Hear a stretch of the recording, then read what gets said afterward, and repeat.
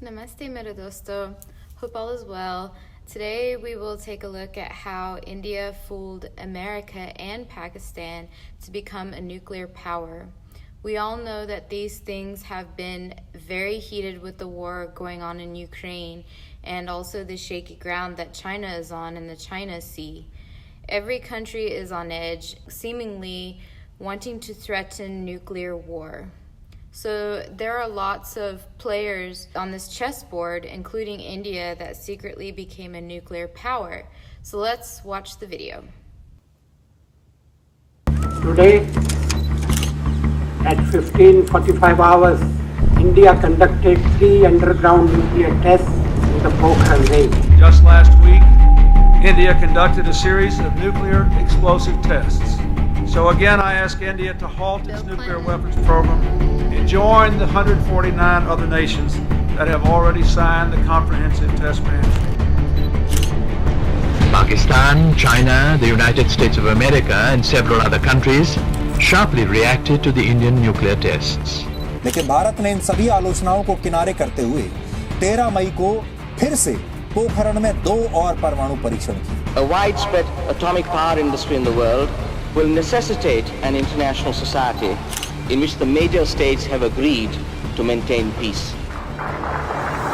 तलवार की नोक पर या एटम बॉम्ब के डर से कोई हमारे देश को झुकाना चाहे, दबाना चाहे, ये देश हमारा दबने वाला नहीं।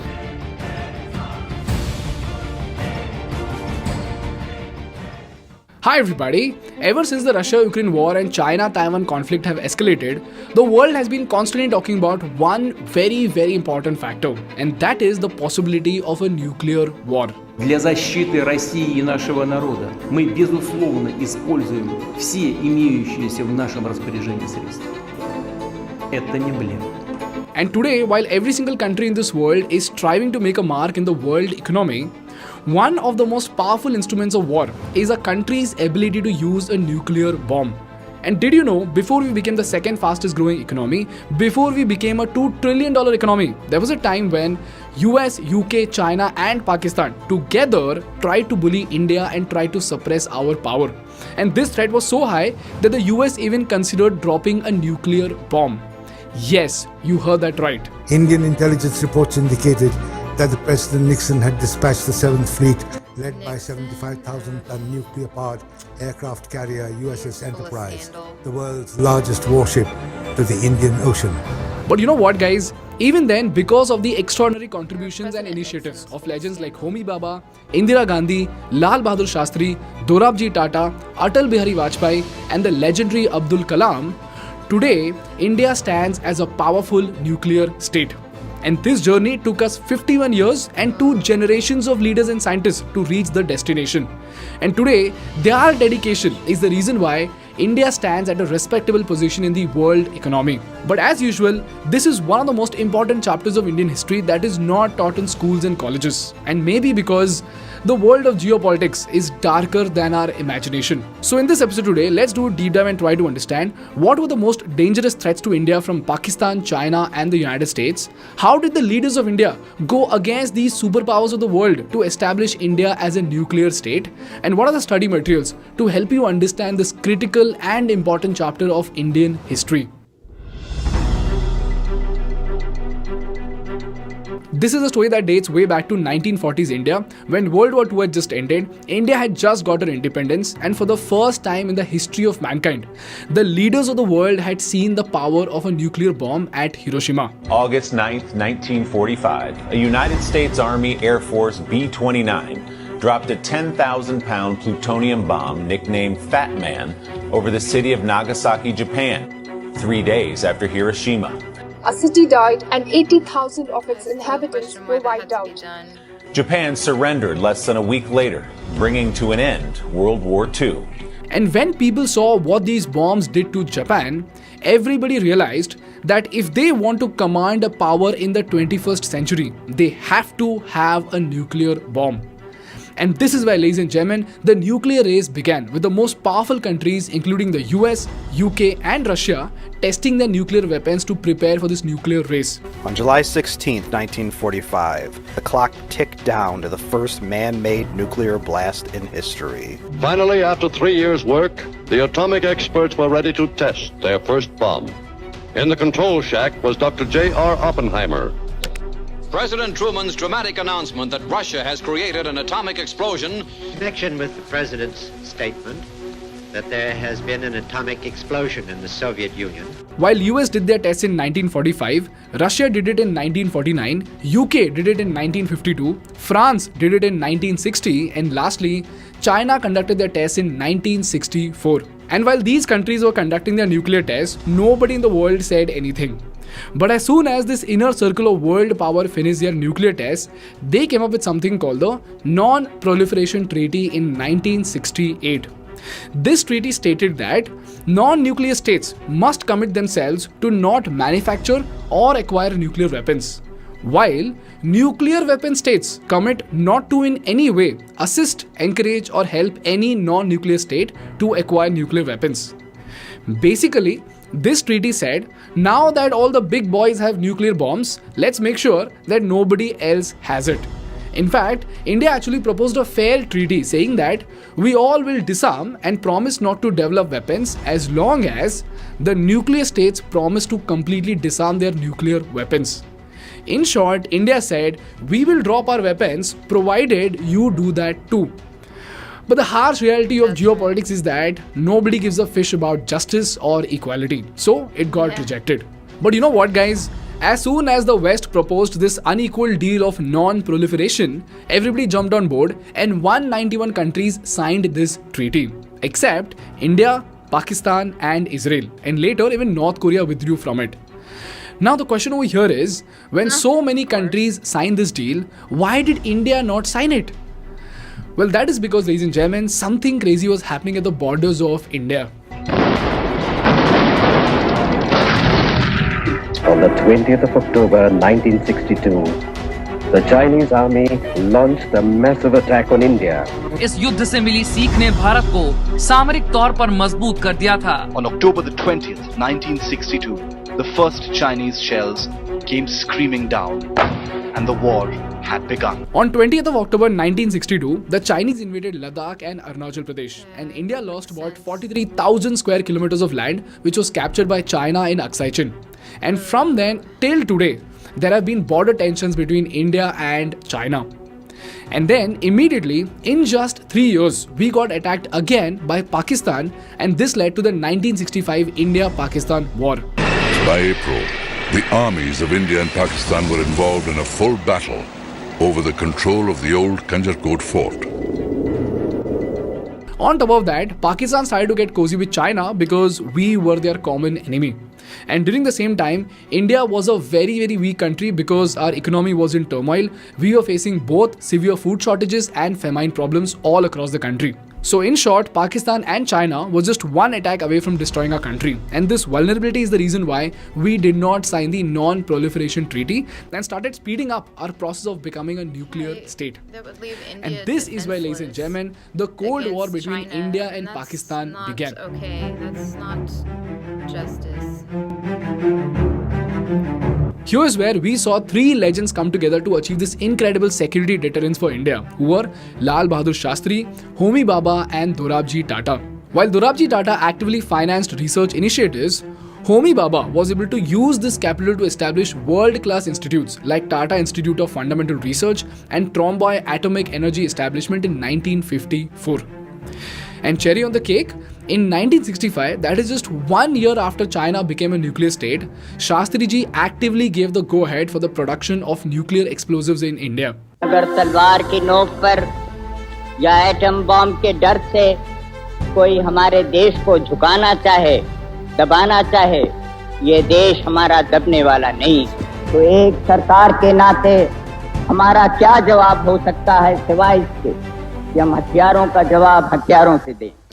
And this is what led to the launch of Nuclear Explosive Design Group and something called the Study of Nuclear Explosions for Peaceful Purposes, or SNEPP. And you know what, guys? We were so close to developing this nuclear weapon that in a 1965 interview to All India Radio, Homi Bhabha had said that if we had the green signal, India could make a nuclear bomb in just 18 freaking months. And this sent such shockwaves across Pakistan that the then president of Pakistan, Zulfikar Bhutto, immediately announced, and I quote, "If India builds the bomb, we will eat grass or least even go hungry, but we will get one of our own." So you can imagine the intensity of the Cold War between India and Pakistan, right? But shockingly, in just 3 months, in January 1966, Homi Bhabha died in a plane crash. And what's even more shocking is that in the same freaking month, even Shastriji died due to suspicious reasons. As a result, the nuclear program of India took a hit. And just 5 years later, another India-Pakistan war broke out in 1971 when Pakistan launched something called Operation Searchlight on East Pakistan, which is modern-day Bangladesh. There have been many reports of massacres in East Pakistan. March 1971, the year of the killing begins. By ship and secret airlift, troops are brought to Dhaka. General Tikka Khan, popularly known as the Butcher, is sworn in as military governor. On the night of March 25th, the army moves to crush Bengal. This was one of the bloodiest events in the history of Asia, whereby the Pakistani army killed 3 million Bengalis. These horrific incidents went on not for 1 or 2 months but 9 long months and resulted into 10 million refugees who crossed the border to India. And the most pathetic thing about this operation was that Pakistan did this just to bully Bangladesh to keep it under its control. But in this process, the Pakistani army made one big mistake. In December 1971, Pakistani Air Force attacked the airfields in India, and when they did it, it gave India the legal justification to formally enter the war. And although India's motives weren't entirely humanitarian or selfless, the Indian army surrounded the Pakistani army and they put Pakistan in such a position that Pakistan had to surrender to India within just 2 weeks. And in between this war, you know what happened? The United States of America deployed their 75,000-ton 7th Fleet against India in the Bay of Bengal. And this ship, mind you, was no ordinary ship at all. It was the world's largest warship and had a capacity to carry more than 70 fighters and bombers. And on the other side, we had the British ships in the Arabian Sea. So while the Brits were about to target India's western coast, the Americans were about to make a dash into the Bay of Bengal to Bangladesh. And between this British and American fleet was our one and only INS Vikrant with barely 20 light fighter aircrafts. And here's where, as we all know, Russia came to our rescue with a nuclear-armed fleet with 2 cruisers, 2 destroyers, support vessels along with 6 freaking submarines. This is the reason why the Brits and Americans backed out and finally Bangladesh got its independence in March 1971. And this is when Richard Nixon, the then president of the US, actually considered dropping a nuclear bomb in India in 1971. And it's not me who's saying this, it's the New York Times itself. This was the horrific threat that was looming upon India when she was at the mercy of the big boys to protect her own territories. So immediately, on 7th of September 1972, Indian Prime Minister Indira Gandhi authorized the work on nuclear fission device. And a small team of 75 scientists from Bhabha Atomic Research Center began the process of designing and developing atomic bomb for India. And just 2 years later, the first nuclear test was conducted in India in 1974 under an operation called Smiling Buddha. It is clear that in order to meet our growing requirements of energy for agriculture and industry, we must produce more electricity. Our science, particularly our nuclear science, is dedicated to development, to achieving freedom from want and providing the essentials of an honorable life for our masses. But this was not a weapons-grade test, but was a peaceful nuclear explosion that could be used for mining techniques or to conduct large underground works. And just when we were about to upgrade to the nuclear weapon stage, India met with another series of hurdles. The emergency happened, the government collapsed, the economy went topsy-turvy, and the second oil shock happened in 1979. भाइयों और बहनों, राष्ट्रपति जी ने आपातकाल की घोषणा की है. The proclamation of emergency meant that not only elections were banned, but there was strict censoring of the press as well. The period was termed as the darkest hour in Indian history. The oil-producing countries of the Arab world decided to use their oil as a political weapon. They will reduce oil production by 5% a month until the Israelis withdraw from occupied territories. We face the possibility of temporary fuel shortages and some increases in fuel prices in America. So again, for the next 20 years, due to economic and political hurdles, we could not pursue a nuclear status at all.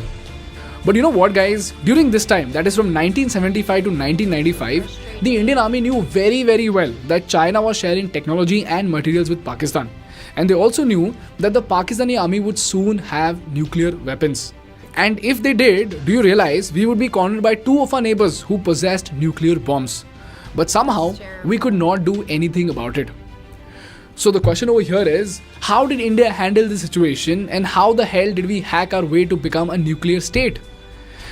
Well, here's where we saw another ray of hope in 1995. By this time, India had opened up its economy, we started growing at a phenomenal pace, and eventually, we again came to a position to focus on our nuclear project. This is when PM Narasimha Rao approved a nuclear test, but unfortunately, the CIA detected suspicious movement at Pokhran and the mission was aborted. And 1 year later, we again tried to conduct the test, but it was put to hold again because of a call from CIA officials. But this is where, ladies and gentlemen, for the third time in 1996, Atal Bihari Vajpayee came to power. And this is where we saw three more legends come together to fulfill the long-standing nuclear dream of India. And they were Atal Bihari Vajpayee, APJ Abdul Kalam from DRDO, and R. Chidambaram ji, who was the chief of the Department of Atomic Energy in India. But even before they could get started, Vajpayee ji's government fell in just 13 days.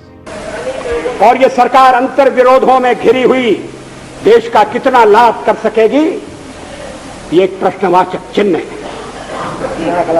हम अपने देश की सेवा के कार्य में जुटे रहेंगे। हम संख्या बल के सामने सर झुकाते हैं और आपको विश्वास दिलाते हैं कि जो कार्य हमने अपने हाथ में लिया है, वो जब तक राष्ट्रीय उद्देश्य पूरा नहीं कर लेंगे, तब तक विश्राम से नहीं बैठेंगे, तब तक आराम से नहीं बैठेंगे। अध्यक्ष महोदय, मैं अपना त्याग पत्र राष्ट्रपति महोदय को देने जा रहा हूं।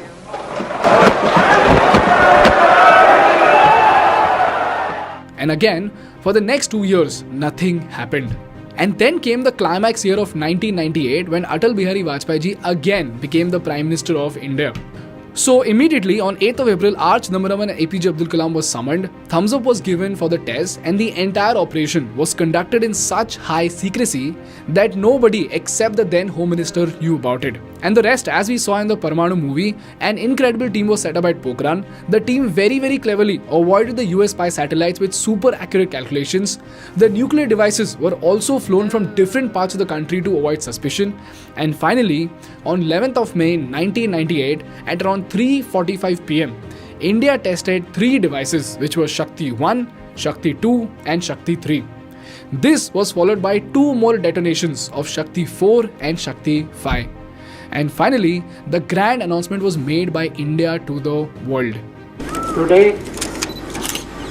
at 15:45 hours, India conducted 3 underground nuclear tests in the Pokhran range. This is how, ladies and gentlemen, India became a nuclear power. And you know what? Just 2 weeks later, Pakistan responded with its own atomic blast and became a nuclear power too. So you see, it was quite obvious and true that Pakistan was being supported by China or US to corner India.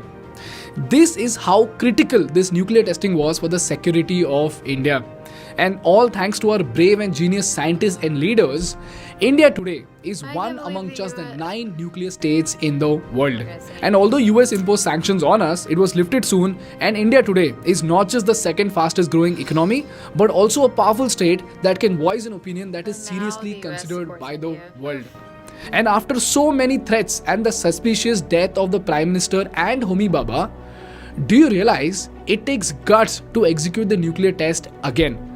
Whether that is Vajpayee ji, who did not care about his political power, or APJ Abdul Kalam and the scientists who risked their life just to make sure that our generation is safer than theirs. And lastly, I am attaching an article from a nuclear scientist himself about how Pokhran tests were conducted. So do have a look at them and let me know what you think. That is interesting. I did not know that India single-handedly took a big risk. India should have absolutely had no issue at all in getting nuclear power. Thank Lord Ram for Atal Bihari Vajpayee, that he worked so hard to make sure that India was able to accomplish such an impossible mission. India could have literally been annihilated by Pakistan, Now they are supported by countries, including America, so I'm glad that that relationship is very strong now. Okay guys, well that's it. For those who have not subscribed, never forget that you can always hit the bell icon and subscribe to my channel to get notifications on my latest videos. Jai Shri Ram.